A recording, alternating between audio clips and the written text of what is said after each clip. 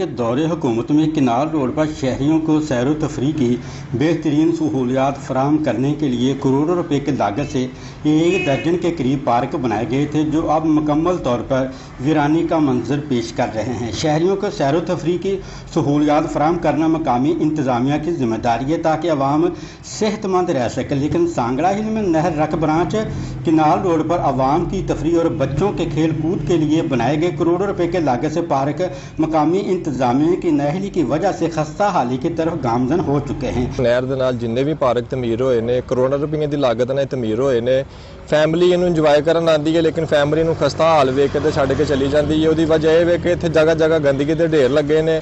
बच्चे जो आते हैं अपनी फैमिलियों के नाल जो खेलते हैं तो तरह तरह की बीमारियों के मुबतला हो जाते हैं। मेरी सीओ साहब अगे तो एसी साहब अगे एक रिक्वेस्ट है कि तुहाडी मेहरबानी है अपने अमली की ड्यूटी ला के इन्हां दी देखभाल की जाए ताकि फैमिली आके तो इन्हों इंजॉय कर सके। इन पार्कों में बच्चों के लिए लगाए गए झूले तक गायब हैं और आवाम के लिए बैठने के लिए बेंच भी टूट फूट का शिकार हैं। इन पार्कों में बड़ी बड़ी झाड़ियाँ और सरकंडों का राज से शहरियों ने अपने बच्चों और फैमिली के हमरा इन पार्कों में आना छोड़ दिया है और शहरी खौफ का शिकार हैं कि इन पार्कों के झाड़ियों से कोई सांप निकलकर बच्चों को काट न ले। शहरियों ने आला हुकाम से मुतालबा किया कि पार्कों की सफाई करके आवाम के लिए सैर व तफरीह के काबिल बनाया जाए।